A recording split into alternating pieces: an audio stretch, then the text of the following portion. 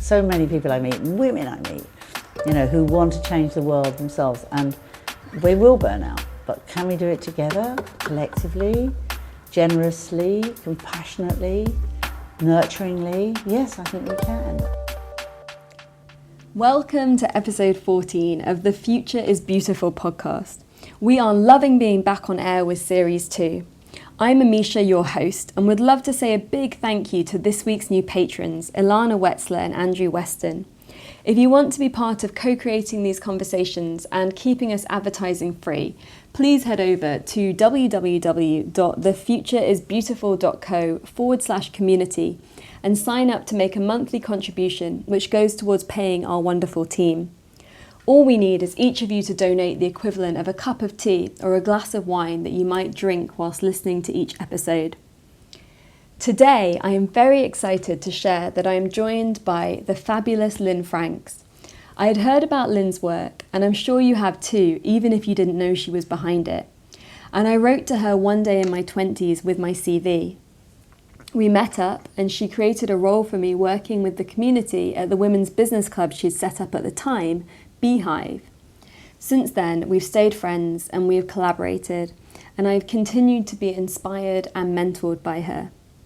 Lynne, now an OBE, set up and ran Lynne Franks PR for 20 years whilst raising her family. Throughout Lynne's long and successful career, she has influenced awareness of many societal shifts and trends, both in the UK and internationally.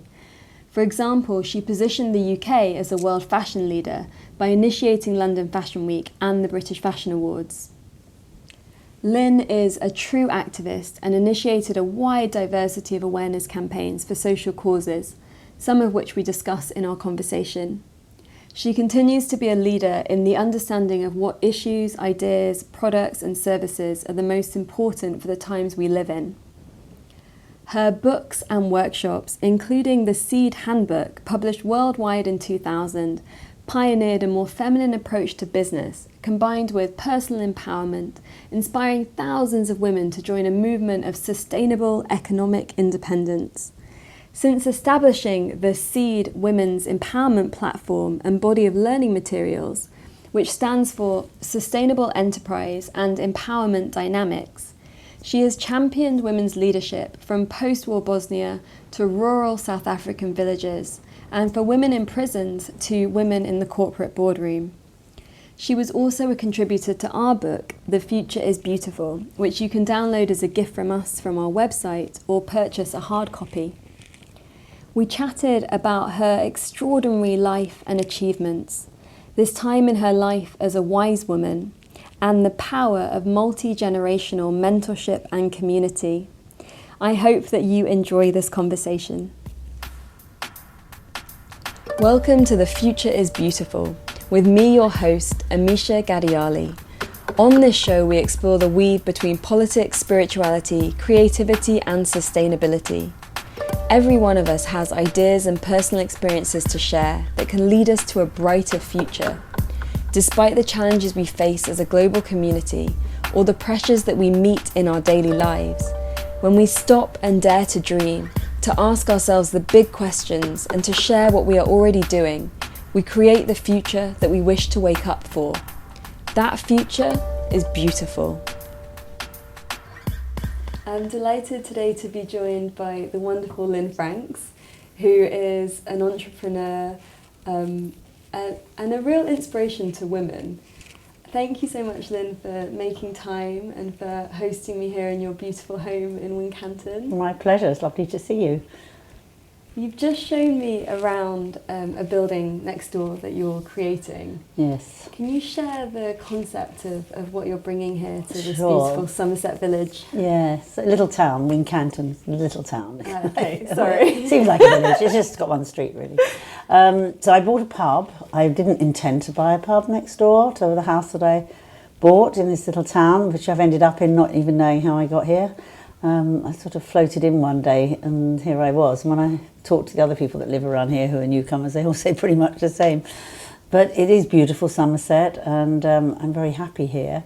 And the idea I had for years, as it transpires, when I look back at all my archival material, was to have a women's-led wellbeing community hub with a cafe and facilities for wellbeing practices, natural wellbeing practices, and I've got a little shop at the front of my other building.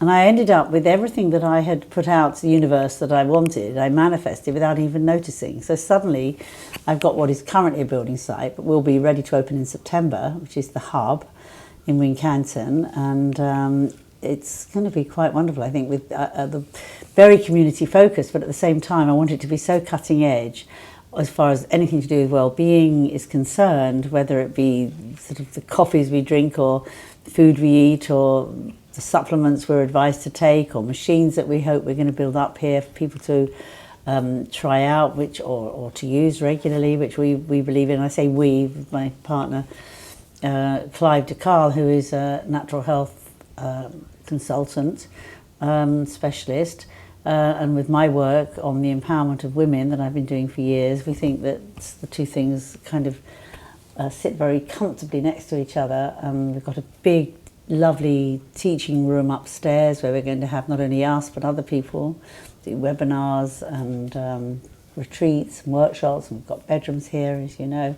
So the whole idea is we've got in this one lovely old 17th century building all these different resources for women and men who want to be healthy, who want to find life purpose, who want to connect with other like-minded people, women and men, and at the same time we want it to be fun as well, so we're going to plan to have lots of interesting things happen in the evenings as well, speakers and music, live music and cabaret, all aspects of what really creates a well life.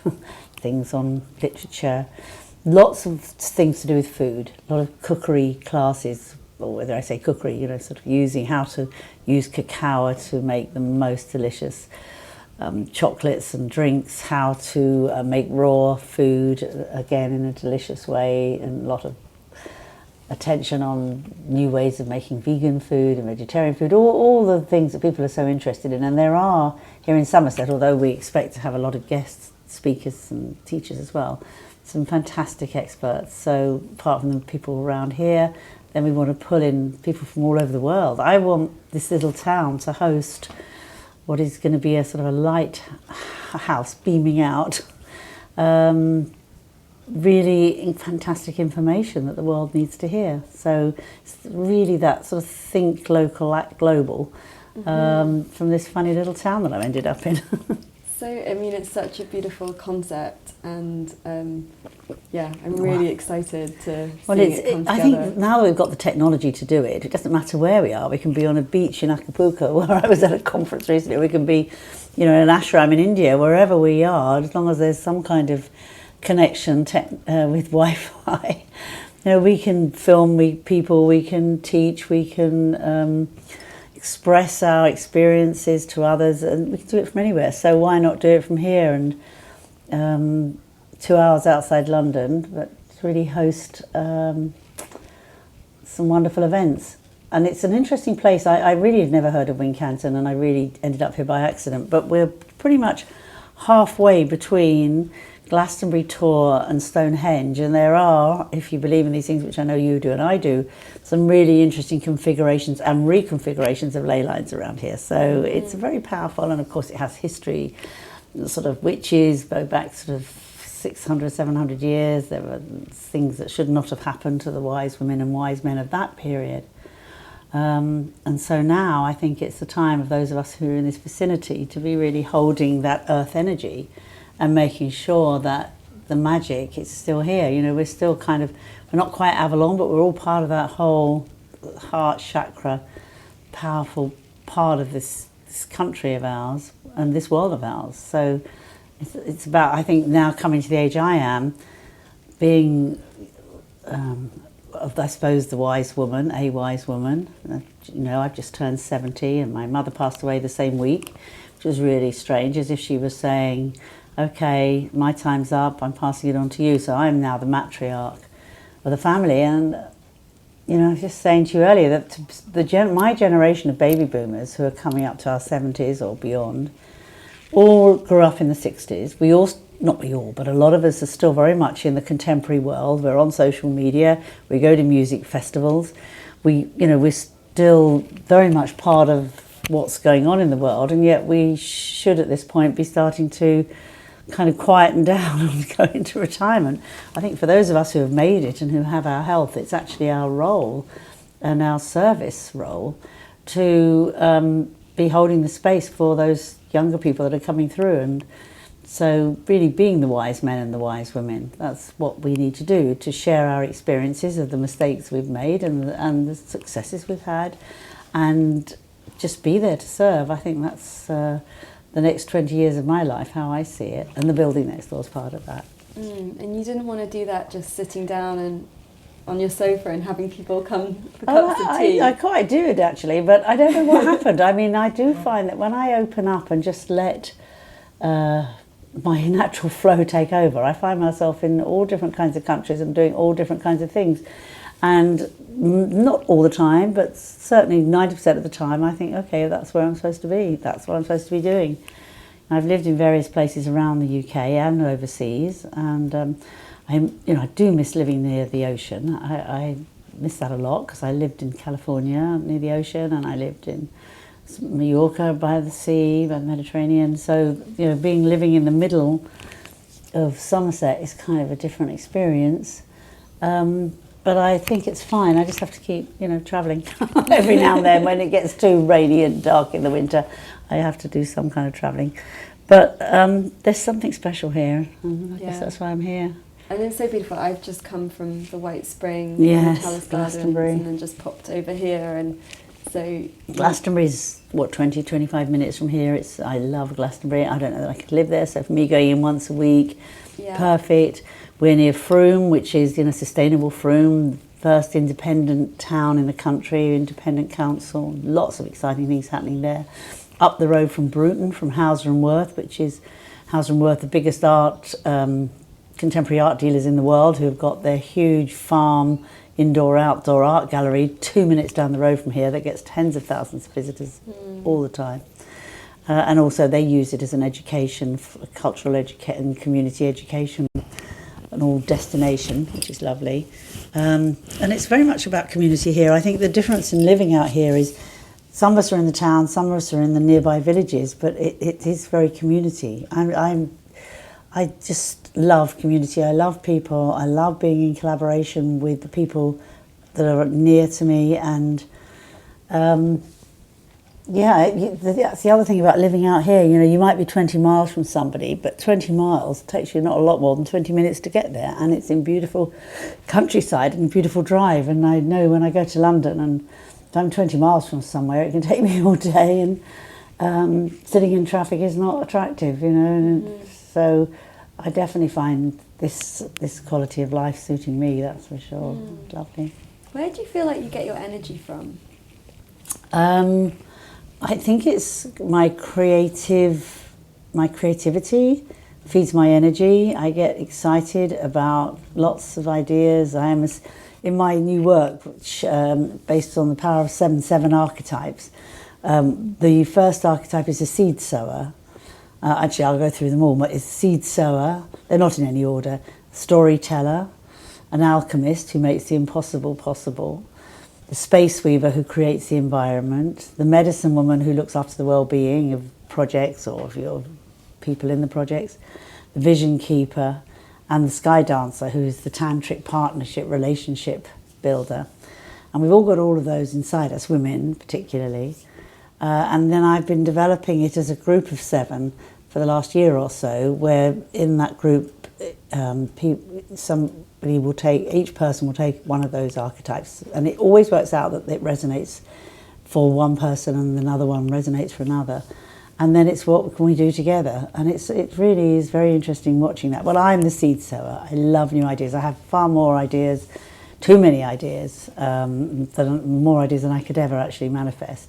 But that's what gives me my energy. That's why I wake up in the morning feeling excited every day, and what's going on today and what messages are coming in through the night. And it's people, actually. It's not just my creativity, it's other people that make me excited when I see what they're doing and new ideas, young creatives. It's just, I love life, and I still do, and I'm healthy, touch wood, and Yeah, I guess just always that excitement for what's next, what's next. I'm Aries, I'm very Aries. You know, it's always like rushing forward, what's next, what's next.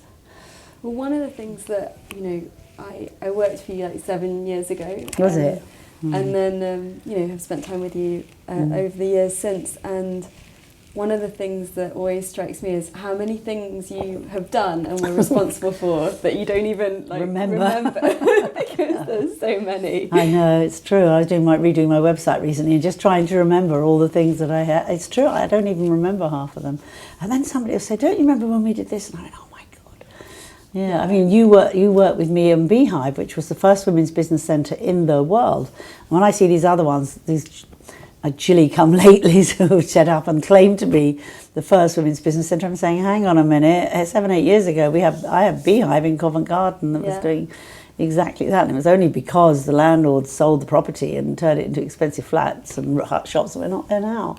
It's a huge success. So, yeah, so that Beehive was great. And, yeah, all the stuff I did in my PR days with London Fashion Week. And I love the story of everybody chanting Namyo Horenge Kyo just before it opened. Yeah, so yes, because I created London Fashion Week and I put it in these tents in the King's Road. Initially it was in the Commonwealth Institute that was, and it's now the Design Museum in the grounds there, and then that started sinking, so we moved to the Duke of York Barracks in King's Road, which is where the Saatchi Gallery is now, and we put up these tents, and there were so many Buddhists in that time. I am practicing Buddhist again. In those times, there were so many of us chanting Namyo Horenge Kyo, show producers, designers, hairdressers, makeup artists, PRs, and we all used to meet in the morning in the tents, and we'd do our morning prayers, Namyo Horenge Kyo, and as we were chanting, you would almost see the tents rising in the air. And those were the absolute peak days. I mean, I know London and fashion is so happening now, and it's all, it is happening, and it just happened. In those days, it was just starting. You know, and Princess of Wales, Princess Diana was around then. She'd come to these things, and various rock stars, and the early days of Boy George, and Madonna would show up, and it was exciting. It was exciting in a way. Now I'm not saying anything wrong with it, but it some fantastic young talent in Britain, but it's all very corporate in a way. And then there was this rawness about it all, and people, there were body map show where we had a number of, I would say in those days transvestites, but whatever, it's the official, what we call ourselves now, but lots of gender fluid people in those days. And age fluid people, from older women to little girls and boys, mostly little girls, walking up and down the catwalk at the body map rather. And Catherine Ham, that my kids used to modelling, Catherine Ham that's showing her kids, her sons as well. And they were and with drummers, and it was the days we did Fashion Aid then, alongside Live Aid with Bob Geldof and Harvey Goldsmith, and we took over the Albert Hall.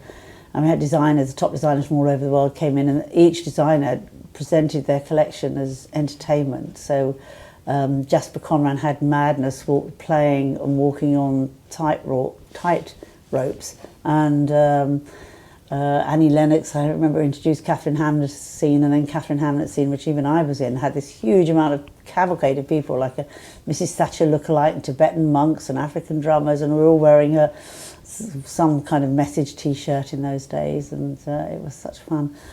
And all the other designers did amazing presentations, and there was a little bit of it on show at the V&A last year, and I happened to walk past and I saw myself for a split second dancing on the stage 35 years ago, or whenever it was. I just sat there, it was on a loop, so I just sat there at the V&A watching this film going round, and then there's me, well, I was 35 years old, it wasn't 35 years ago, this was 95, was it 95 or 85, Live Aid? Well, whenever it was. I was up there dancing away, and I'm down there watching myself up there looking at me on the seat as I dance by. It's a funny, funny world. Everything going around in circles, really. And you created an industry, essentially. You created a company at a time when a lot of women weren't entrepreneurs that created their own companies in that way. And you Well, it is created said, a new field. yes, it is said that I created sort of modern day PR, which I'm not sure is something I should be proud of or not, but I did work for most of the retailers, designers, consumer brands. At one time or another, I was working for all of them. And whatever I did, I tried to do with my idea of style and fun and creativity, and people seemed to like it. So the company did very, very well. I ran that for 20 years, and I started it when I was 22. And Lynne Franks PR became the biggest PR agency in the country doing consumer products and fashion. And of course, this is said that is the inspiration for Absolutely Fabulous. So I won't leave that out of this conversation. But anyway, we don't need to go on about it either. Then I sold the business, and I wrote a book called The Seed Handbook. And the Seed Handbook then became a basis for a whole content of women's learning, women's empowerment, women starting their own business, which again, when that came out in 2000, women weren't really doing all that stuff. Oh, and let's not forget What Women Want. And I put on What Women Want at the South Bank that was in 95. I think Live Aid was in 85. And that was giving women the opportunity to use the internet, which they'd never done before. There was a talk about their sexuality. We were doing natural health there with Niels Yard, the founder of Niels Yard, who was doing all sorts of workshops on natural health. Nita Roddick was a great support, and we put this incredible weekend on. The festival hall had a concert with Sinead O'Connor and Chrissy Hine, Jermaine Greer came and spoke, and other women artists. It was fantastic. The whole weekend was conversations and presentations by women for women that had never happened before. So that was something I'm very proud of, What Women Want. And everyone wanted me to keep going, and I should have kept going really, but I just sold the PR agency, and I was just kind of not sure where I was going or where my energy was going.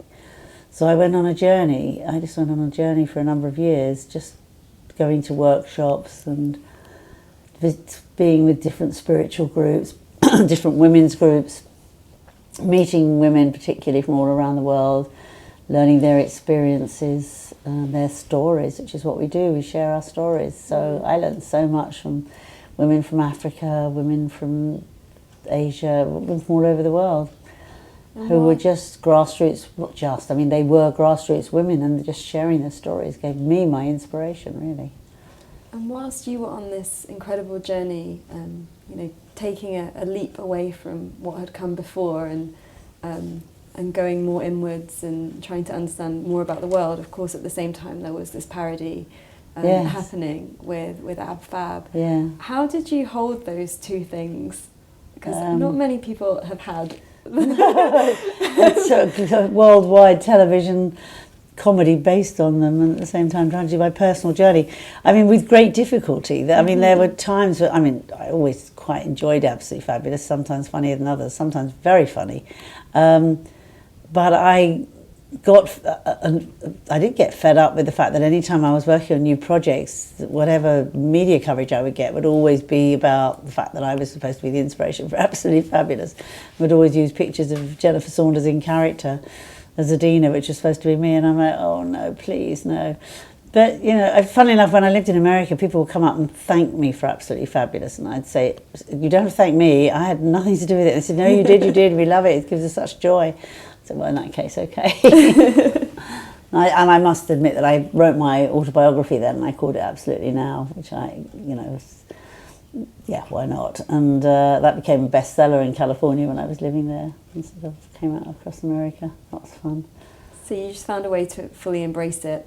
Well, I don't know about fully embrace it, but certainly a way to, kind of incorporate it into who I was, but sort of always on the inside, just feeling my total stomach tensing up anytime it was mentioned. It took me a long time to sort of live with it. Now I can really see the similarity with the character. It took me a long while to accept it. But I mean, it's an exaggeration. Oh, it's a parody, of course, yeah. and it's some brilliant writing in it, absolutely brilliant. And the people love the character so much; they're so appealing. But it also speaks to the fact that you were part of a world that was bizarre and fun and extravagant in the ways that most people would only dream about living a day or a week like that. So. I mean, when you're living it, like it was the 80s, of course, and when you're living it, you don't sort of realise what's going on, that you're sitting down to a dinner party with the 3 pop stars and a couple of comedians and politicians and that whole world of what the 80s was about. I was working for the Labour Party at the time, or for a time, and as PR, and I introduced fashion designers like Catherine Hamlet and Body Map to the Labour Party and got them designing T-shirts for them to show how cool they were. All sorts of funny things. And you just, at the time, I just took it for granted, but afterwards look back and think, did I really do that? What on earth was that? And even afterwards with Seed, we were doing Seed workshops in Starbucks all over the country, and we were all doing, with Seed I went into women's prisons, corporate boardrooms, doing all sorts of work that I think a certain naivety and enthusiasm has propelled me into situations where I didn't know what the hell I was doing, but thought I did, and learned how to by just the doing. So it was so diverse. Has been such a diverse career. And of course I've been an activist as well for many years, particularly on the whole area of awareness of sexual violence to women and girls, and was chair of E. Vensler's various activities in the UK for a number of years, and I think her work's just phenomenal. So yeah, I think it's quite interesting, the different worlds that I've been in. I don't think too many people have crossed over from working with, let's say, celebrities through to corporate, through to the poorest of the poor. I worked in post-war Bosnia and into South Africa and the villages with the women, and so it kind of went, really a big cross-section of environments that I have worked and lived in and worked with, which has been such a gift. I mean, what a fantastic time I've had, really. And what has it shown you about, because we do live in a society in general that's very siloed and segregated. And one of the things that I'm doing with this podcast is that weaving together of, politics, spirituality, sustainability, creativity. How can we do something with our lives and be fully in our creative power and care about the world that we live in, be connected to who we are? Well, it seems to me, from my age group, looking to the younger groups, that the millenniums totally get that. I think there's something going on with the generation that you're at the sort of top end of, at sort of 20 to 35, let's say, who really get that you can be successful in business, you can have your own company, you can still be spiritual, you can still look after your body and do yoga a couple of times a week and drink juices. There's much more integration in that, in life and work, for the younger people. But most of the young men and women that are like that aren't married and don't have children and are living a very different life. And I think the challenge comes up for a lot of people when they then settle down, get their mortgage, have their kids, and go into the family life and still try and juggle that with a career, which is a challenge enough. And to still keep going with the meditation, the yoga, the juices every morning gets harder and harder. And I've come through it the other side, and because once I came through having sold my business and got divorced and my children were older, I was able to do the things that the millenniums do. And I think a lot of baby boomers have. A lot of baby boomers will take a gap year and go travelling off to Bali or wherever else they go travelling. And so it's quite interesting, I think, similarity between those who were young in the 60s and those who are really that age now, or a little bit older, who are coming through. I mean, the difference that we have thrown at us as baby boomers is that we had it a lot easier, and we could buy a place and we could start a business much younger. I think there's a certain amount of truth in that. But at the same time, there's some tremendously successful young people in technology and blogging and as influencers and in cryptocurrency, all the new things that are out there. There's so many opportunities, and I've met some tremendously successful young people. But I think the important thing is that for those who become successful and get very wealthy, for example, let's look at the cryptocurrency world, where a lot of young people, particularly young men who are really nerds, who just kind of straight off the set of the Big Bang Theory, and they bought crypto, they bought Bitcoin early and made millions.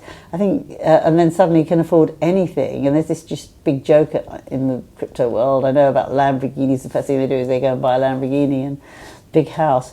Is that it's so important that we do keep our spiritual values intact within these environments, because I've seen a lot of people make a lot of money and be very successful and not be particularly happy, maybe get sick, maybe indulge themselves, have a number of addictions that don't exactly suit them. I think one of the things that I've realised as I've got older is that health is the most important thing that we really need to keep on top of, whatever age we are, and we really need to value our life because it will end at some point, and let's keep it as healthy as we possibly can for as long as we possibly can, and then we can deliver our life purpose, and that's health in every way, and well-being in every way. And that's again coming back to what I want to do next door, is to show women and men of all ages that well-being is not just about a certain specific narrow lifestyle. It's actually in every area of your life of being happy. And we've got this dreadful situation in the world, not even going to the point of war, and the different countries that are going through terrible situations, but just in the West, I mean, this amount of suicides of young men, the amount of depression, the amount of people that are on some form of medication for depression, young people, teenagers committing suicide. It's just awful, and we just have to get over that. We can only do that as communities, do that together. That's what I feel passionate about. That's one of the reasons I've just launched and during International Women's Day this year, Women's Week, something called Power of Women, which is a cross-generational mentoring, I won't say program because it's looser than that, but opportunities for older women and young women from, say, 12, but also young single mothers being mentored by women in their 60s, women in their 70s, women in their 50s. It could be about business, but it could just be about life and learning from each other. So I launched that in Wincanton and in Bristol in March, and we're going to be running pilots for both, one in Wincanton and then in Bristol after that. And hopefully doing then powwows. lots more places.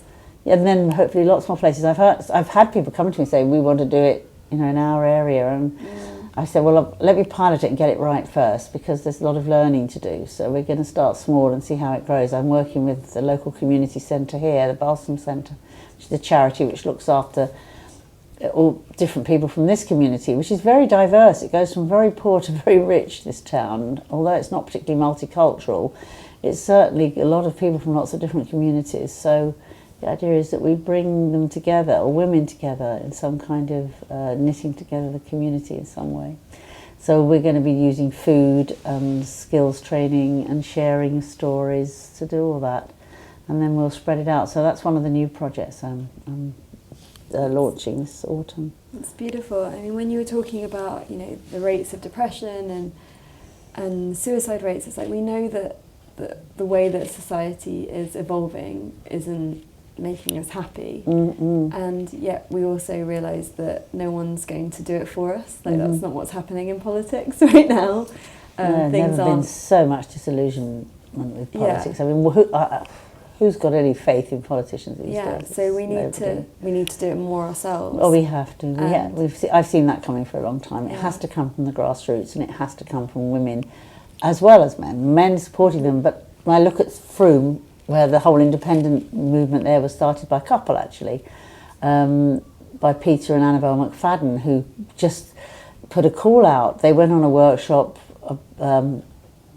about dreaming the dream, and they put out a call out to anybody that wants to talk about how we can create value in our community. Let's meet upstairs this pub next Thursday, and it was absolutely packed out and continued to be like that until Frome ended up having the first place that had an independent council anywhere in the country. So Peter's now written a book called Flat Pack Democracy, and Frome has inspired so many other places around the country, including, I hope, in Wincanton when we have the next elections, to say, well, let's do it for ourselves, and party politics should not come into it. It's about community. How can we work together the best way to create value for our community? Absolutely, and that we don't need any of these rules. Like, it doesn't have to be that you you go to school to this age, and then you go to this, and then you work this, and then you have children at this time, and then and then you die at this age. It's like those are parts of our social constructs, and actually, if we just listen to our bodies, and if we help to nurture each other, like, who knows how long we might live for? Like, sure. I mean, there's some areas feel great working for. Yeah, no, there's areas in the world. There's been a lot of study on in Japan, in Russia, certain Turkey, where people live to be well over 100, and there's, it's some places just actually have very powerful energy and minerals in the earth, and for others, it's just the way people live in community together, without the stress of modern day life. They're not on social media; they're growing their own vegetables. It's a very different way of being and supporting each other in community. And when I go to India and I visit my friends, the Brahma Kumaris in Rajasthan, up the top of the mountain there, they're surrounded by small villages, and I visit with the people that do outreach there, and they have got absolutely no money at all. I mean, it's absolute poverty in our eyes, but they're happy, and the kids are laughing, and they go to school, and they're fed, and they've got nice relationships with their parents, and it's I'm sure it's not all perfect, but it's at the same time, it's like what really is meaningful? Having a lot of money in the bank, or having a healthy life with your family, or being creatively fulfilled? Of course, it's part of it. What is causing this depression? What is causing this awful pressure on young people that's making them so unhappy? It's not just financial pressure, although that's certainly part of it. It's just living in a world that they can't relate to, and apart from going to music festivals in the summer and getting off their heads, it's like, well, what else? What else is there? So I think we have a lot of work to do together to remind ourselves of the wonderful things that there are in this world. Nature, and being out in nature, the blooming flowers of spring, watching the lambs, as I have been here over the last few weeks, sort of all the newborn lambs sort of stumbling across the fields, and the bluebells coming up, and birdsong, all of which is a little harder to hear in the big cities, and I get that. And there's recently, this week, I think there was new figures on the air, how bad the air is in so many big cities across the country, and also is sad to hear. Not just in this country. There was a program on television this week about Mongolia. I'm sure you've seen some of the wonderful documentaries about the nomads in Mongolia and travelling around. And now the main city of Mongolia is the most, it's got the worst air in the world, because the global climate change has meant there's less grass for the herders to feed their animals on. The animals are all dying. So the Mongolian people are coming into the big cities in their yurts, and they burn charcoal. That's all they can afford to burn. So you can see there's this haze, or coal, just raw coal that they're burning. It's not even charcoal, and they're burning it to cook their food and for their heating, and their children are dying. It's just absolutely dreadful. You sort of see stories like that. It's like, how can we change things? How can we do things a different way? Can we use solar power?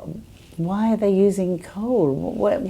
Or in this country too, I mean, yes, we're getting rid of diesel by 2020 or something, but 2025, we should be totally getting rid of it now. We should have got rid of it. Electric cars, the technology for electric cars has been there for years.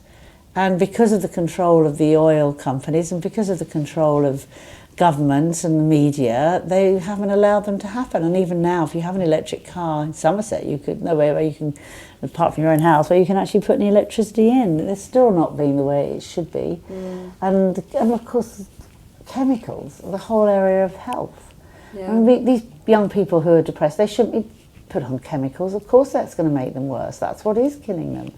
The last thing we should be on. So we're being controlled by the pharmaceutical industry completely and absolutely.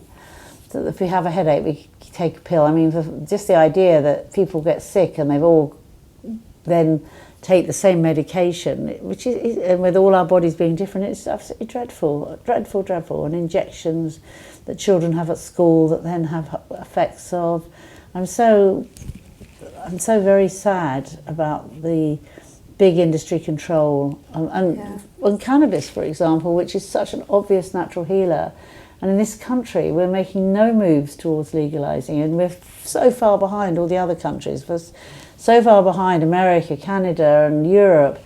And the fact that there's all this nonsense and propaganda about it, being bad for young people's brains. I mean, is it bad? Is alcohol not bad? But the fact is that as a healing agent, cannabis is just phenomenal with all sorts of illnesses, including cancer. But of course, we say that, we get locked up, so you better not put that in. But I mean, it's a fact. And it's very interesting to see CBD, which of course is legal, has suddenly got huge in every single shop. Holland and Barrett, every chemist, CBD. So there's a real demand for it. So I'm a big believer that we have to move on to a much more natural healing way, which really takes us back to the old days. Yes, it's a strange time where nothing really makes sense. Nothing makes sense. Plant medicine is powerful, plant food is powerful. But illegal organic plant food is hard to find because of the pesticides. And the reason it's being legalised everywhere else is because, of course, there's a lot of tax that wasn't being paid on it. Now there is tax being paid on it. And then you get companies like Monsanto that are going to take over and have their particular seeds being used. It'll end up... I don't want to go into major conspiracy theory conversations, but I do see the chemtrails every day. I do wonder what on earth they're doing up there. I do see what's going on, the manipulation that we have. There's good stuff going on. I mean, this anti-plastic thing is great, and if it's newspapers like the Daily Mail that are making it mainstream, then that's good. It's all good. We've got to stop using plastic, absolutely desperately, and quickly. And quickly got to stop using so many things and stop. We should all be on electric cars. We should all be using glass bottles instead of plastic bottles. There's so many things we could be doing. It'll happen, but it's slow. It's very slow. But it's like it just doesn't make sense, and I just think that's like a really important point to repeat, because we have to accept so many things in our lives right now that we know don't make sense, and we know that the only reason that they're happening is not for the well-being of human beings, but for the big profit for the big corporates. I mean, I'm very which is run by human beings. Which is run by human beings, except they seem to forget they're human beings, and it's all down to bottom line. But I am very excited about blockchain technology. I'm not the world expert on it, but I've done a bit of playing around with the currency, and it's not just with cryptocurrency, it's of all the other things that blockchain technology can do. I think it's the future without question, and I think it's very important for women to understand how blockchain technology works. I mean, there's lots of very interesting new breakthroughs, technology breakthroughs going on, where we can use facial recognition or our thumb recognition. My card, one of my business card, my debit card was hacked into this week. And the bank, I'm glad to say, called me and said, did you make this purchase, and this purchase? I said, no, I didn't. I'm thinking, how the hell? It's so frightening. Whereas blockchain technology gives us that security as long as we don't lose our passwords, which is why the facial technology, facial recognition or finger recognition is so important, because I'm leaving passwords all over the place. I can never remember them. But we're the whole data thing, Cambridge Analytics. I mean, did we really not know that Facebook was selling off all our data, or Google? Of course they were always. How else were they making any money? I mean, it's all these people that suddenly shock horror. Our data's been sold off. I mean, of course it has. But there is no freedom. I mean, we're in our car and we're on a computer, and it can be judged exactly how far we've gone, where we've gone, how many people were in our car, where did we stop.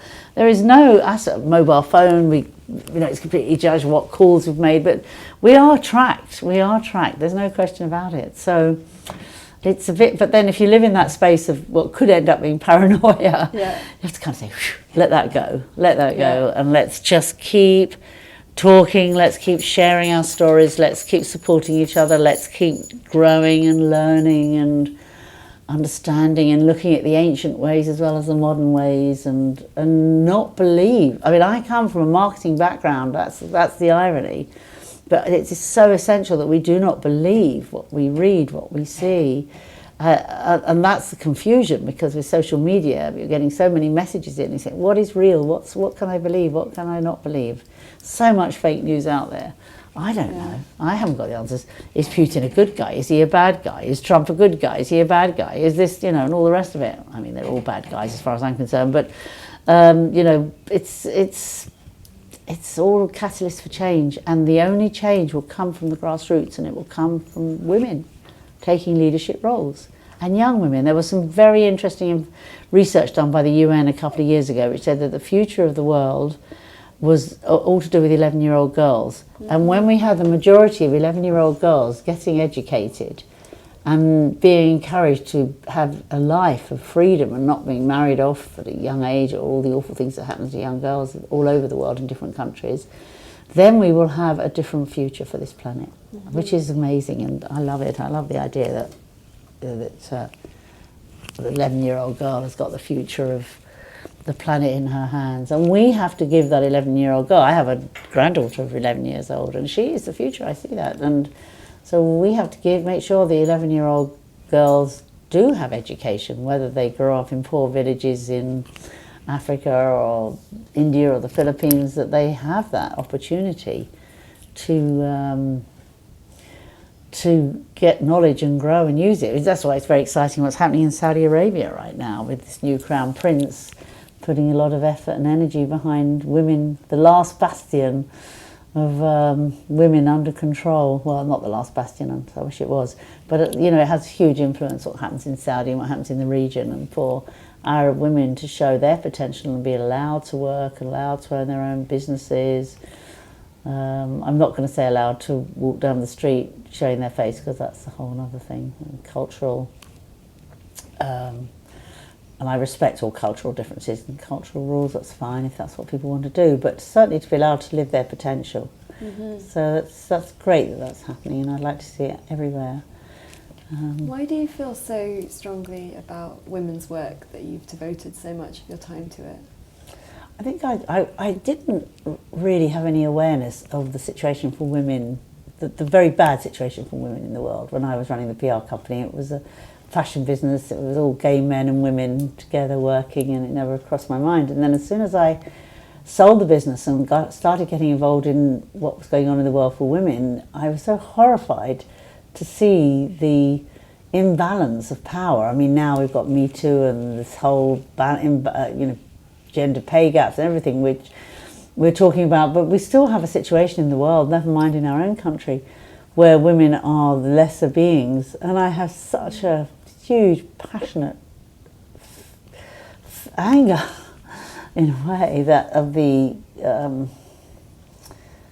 cruelty of it, really. You know, why would one half of the world, women, be treated as lesser beings by the other half? And I think it's, you know, if I knew more, and I'd been around thousands of years ago, and I could relate why that happened. Because we all have the theories of what happened between men and women were in powerful roles, and then they got subjugated because it's the only way that men could then take control. I think it's quite interesting when I think back to the legends and even the movies about Moses coming down the mount with the 10 Commandments. Thou shalt not covet thy neighbour's wife, thou shalt not do this.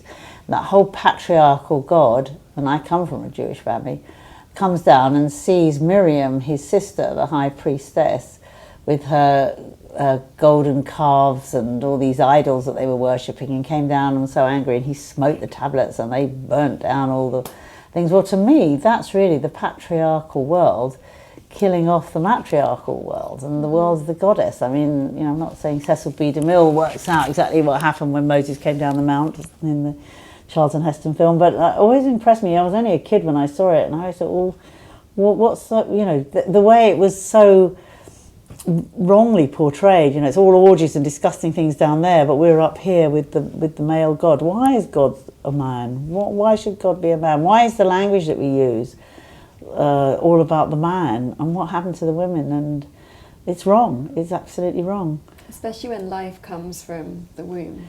Absolutely. I mean, it's Mother Nature, nature itself, the world itself, Earth itself, the womb, everything the woman is, and everything that is so precious, together with the man, together with the seed. The womb is empty until the seed is in the womb, and then life is born.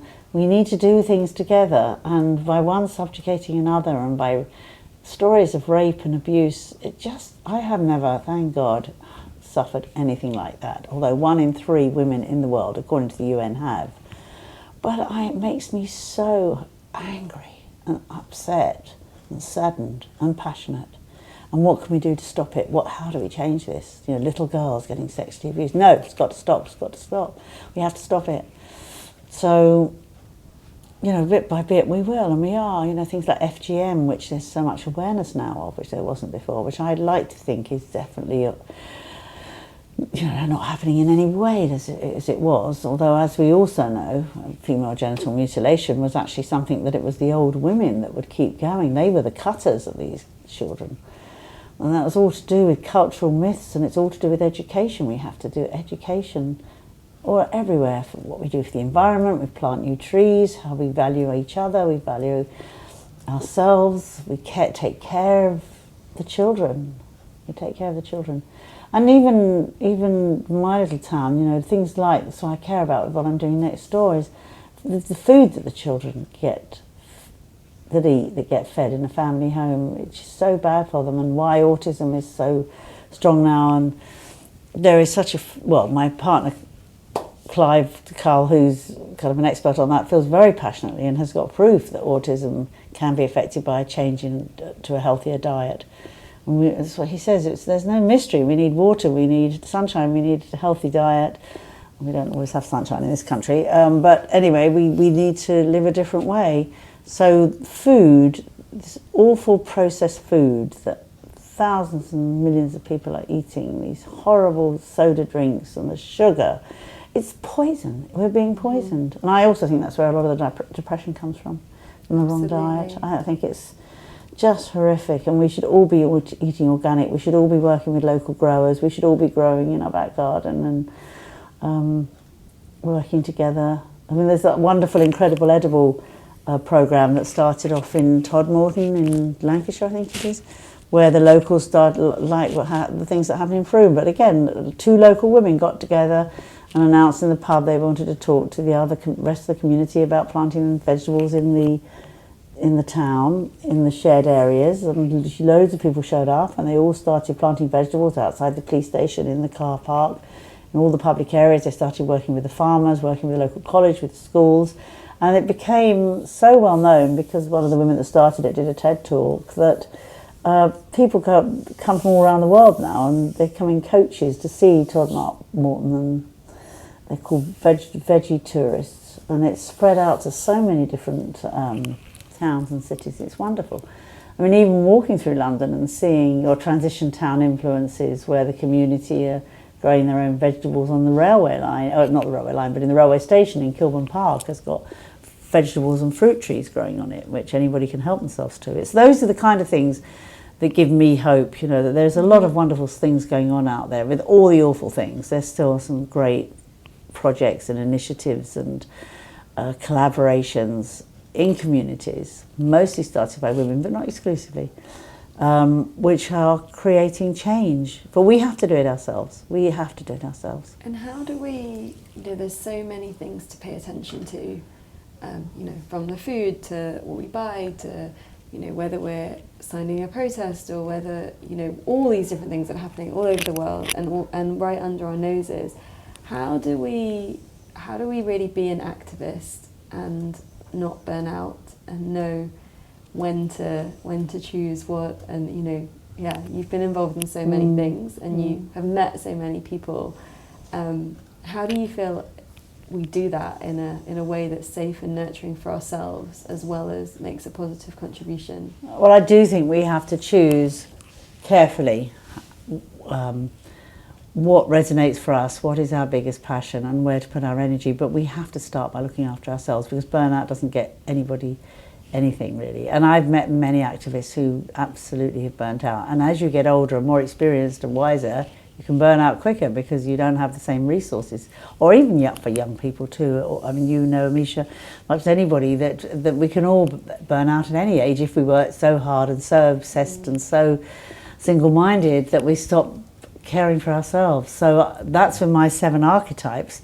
The medicine woman archetype is the archetype in us that it really has to take care of ourselves, and in a group has to take care of, make sure the well-being of the group. It's by working collectively and collaboratively and not feeling it's all down to you, the person, me.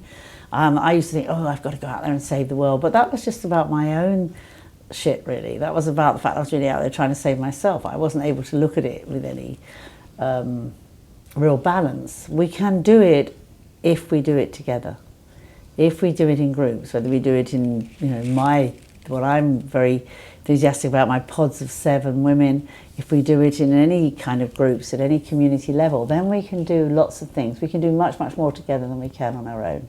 And if one person then feels they're burning out, then another one picks up the reins and lets that person rest. It's the only way to do it. I think it's so easy to feel that we have to do it ourselves. It's so many people I meet, women I meet, who want to change the world themselves, and we will burn out. But can we do it together, collectively, generously, compassionately, nurturingly? Yes, I think we can. And that's the next stage of my work, and that's the next stage, I think, of where we have to go. How do we work collaboratively? How do we do it so that we're not in competition? I mean, you're only got to put one attractive man in a room with 7 women, any age actually, and you can see how we will suddenly go into our competitiveness. It's really important that we can be generous of spirit with each other. And make sure we have really good support networks. Yes. Which I have, but then at the same time, this project that I was working on last year, and I thought I had a colossal burnout, 7 years ago, 5 years ago, whatever. And so I've learned that, and then of course found myself in a situation where I did it again. And one of the things was that project was demanding for me to kind of cut out my support networks. And that should have been alarm bells for me. We have to stay with our support group. We have to work collectively. And even if we're not doing a project with our support group, at least to be able to meet once a week, absolutely once a week, whether it's online or preferably in person, and share what's going on. And then when I'm sure you have the same story, I certainly have anyway. Sometimes not long ago, I was in a relationship with somebody that was not serving me. And I was unaware of how it was such a disservice, and it was so wrong for me. And it took my close friends that actually had to say to me, do you not realise what's going on? So I think we need people to give us feedback. We all do. We need feedback. So somebody, if you're in your support group, will say to you, Amisha, do you realise that you are absolutely exhausted, that you're not enjoying what you're doing, and this is actually an abusive situation that you're in? Get out. If you're not seeing your support group, if you're not seeing the people that love you or care about you, you're not going to get that. We need that feedback sometimes because we get so lost in a situation. I must. Absolutely. And we forget it's all the doing, not the being. It's that famous line, we've got to learn how to be. And it's part of this thing about women. I was reading an article, I think it was maybe in Vanity Fair, that was about the emotional energy that women extend. So in the household, for example, just the planning of everything, that they're kind of joining all the dots and pre-planning everything and da-da-da-da-da, and that stuff doesn't really get accounted for because women often do it invisibly. And I've noticed that happens in the workplace too. And so, for example, on this project, there was so much invisible work that I was doing and that the men on the project didn't see. And of course I was being paid less than half of what the men on the project were being paid. And it's this interesting thing, how can we shift this understanding of what it is that women do? And we've been taught to hold all that emotional energy, right from a kid. You see your mother do it, you learn how to do it. And for me, that's something that I'm really trying to explore at the moment. How, when you can see everything that needs to be done, how not to do it. Or how to make sure that that's actually put into the project. Well, that's it. I mean, that's why I'm a huge believer in my power of 7 groups.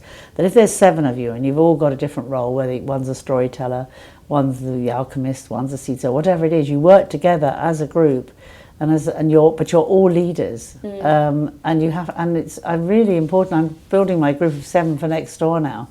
And being able to work with other women who will take responsibility for certain aspects And I keep going about women because that's just the best way I know. I mean, I'm working with my partner as a man, but I just think that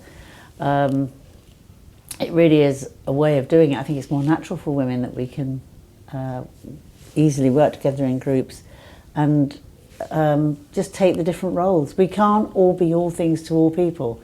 It is not possible. It will kill us. It will kill us. And I say that to you with a much love and warning. Stop doing it. Bring your group of 7 together, work together. Don't get yourself into a situation again where you're giving so much that you are burning out and getting sick. It is absolutely not worth it. And nothing is worth it. It is all about enjoying life. I hope I learnt my lesson this time. I hope you did. Well, I'll tell you next time.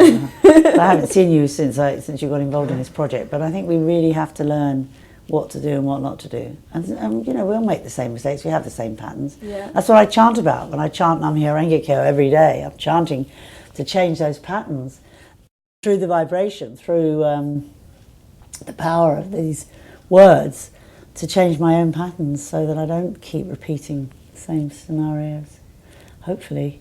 Absolutely. And you know, I find that when I work with other women, Yeah. that because some of those things are already taken into account and you can read each other better, that there is a sense of everything being fairer and more flowing. When we put our ego aside, because women can also when have it's, huge ego. yeah. We have to move the ego aside. Yeah. I mean, I've been lucky more recently because collaborating on, you know, like a course around consciousness, things like that, often, you know, we're working from our feminine as women.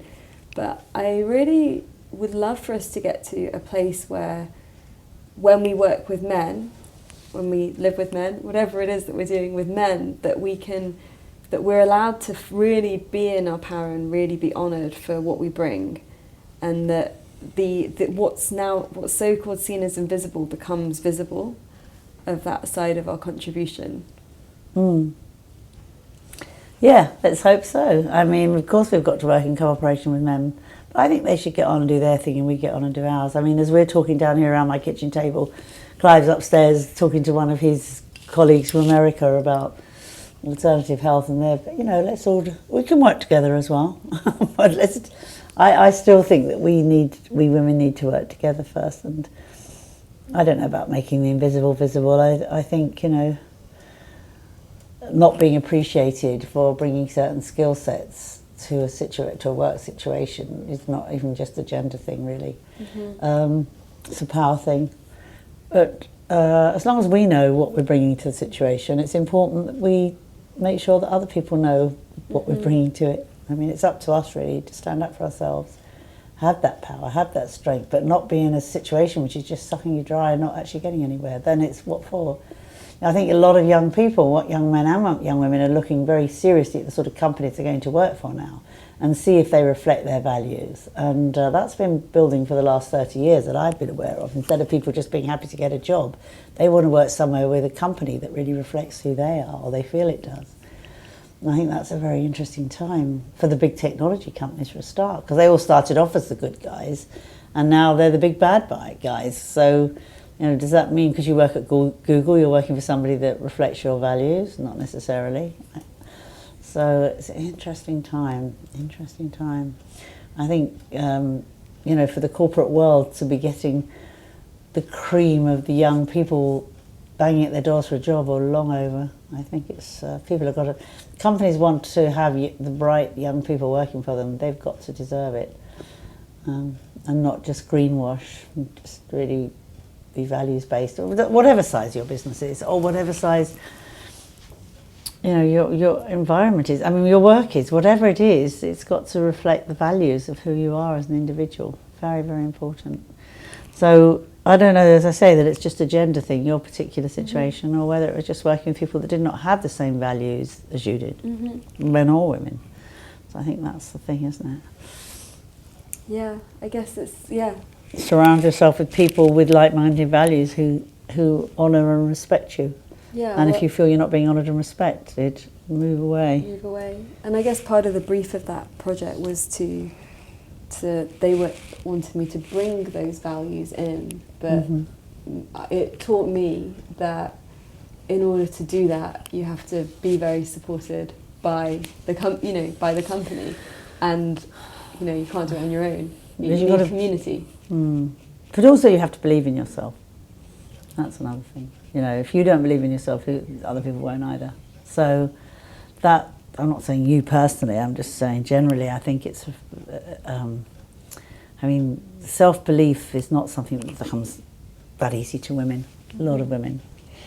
And it's that feeling of self-worth is one of the things that's really important for us to work on. And that's what we do collectively, just to remind each other how fantastic we are and what we are capable of doing and what we have in fact achieved. And that's what we need our mates for. Beautiful. Thank you so much for your time, Lynne. Oh, my pleasure. Lovely to sit around the kitchen table and have a natter.